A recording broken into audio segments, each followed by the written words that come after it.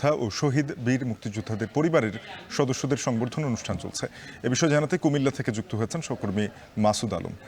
মাসুদ, এই সংবর্ধনা আয়োজনের বিস্তারিত জানাবেন।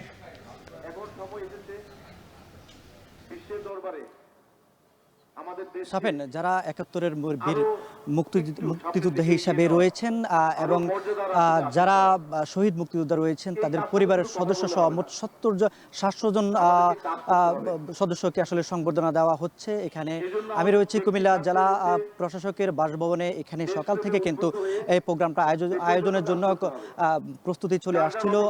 সকালবেলা থেকেই আসলে কিন্তু বিভিন্ন কর্মসূচি রয়েছে জেলা প্রশাসকের। তবে এটি শুরু হয়েছে সকাল 11টার পর থেকে।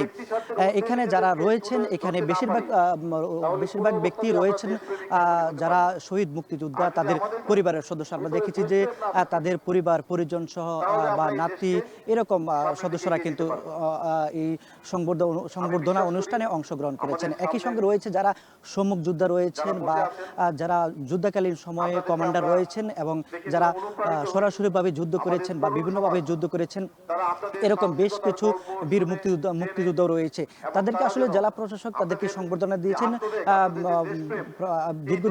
দীর্ঘ কয়েক বছর যাবত কিন্তু এই সংবর্ধনা অনুষ্ঠান আয়োজন করে আসছেন। অন্যান্য বছরগুলোতে আমরা দেখেছি এই অনুষ্ঠানটি হতো কুমিল্লা স্টেডিয়ামে। আজ এবছর তারা এই আয়োজনটা করেছে জেলা প্রশাসকের বাসভবনেই।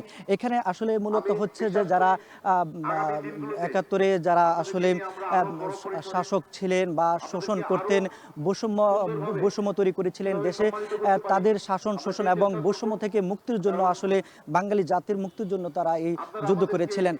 কুমিল্লায় যে সকল এই লোক শহীদ হয়েছিলেন তার সংখ্যা প্রায় সহস্রাধিকের বেশি।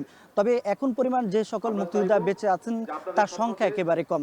ধারণা করা হচ্ছে যে এই যে সকল মুক্তিযোদ্ধা এখনো বেঁচে আছেন, আগামী 10 বছর পর আসলে এই সংখ্যাটাও আসলে কমে আসবে, যার কারণে তাদেরকে তাদের সম্মানটুকু দেওয়ার জন্য মূলত তাদের এই উদ্যোগ। এখানে আমরা দেখেছি যে পুলিশ প্রশাসন এবং সে সঙ্গে কুমিল্লার বিভিন্ন বিশিষ্ট ব্যক্তিবর্গ কিন্তু এই সংবর্ধনা অনুষ্ঠানে অংশগ্রহণ করেছেন। এই সংবর্ধনা অনুষ্ঠান এখন প্রায় শেষ। কুমিল্লায় বীর মুক্তিযোদ্ধা এবং শহীদ বীর মুক্তিযোদ্ধাদের পরিবারদের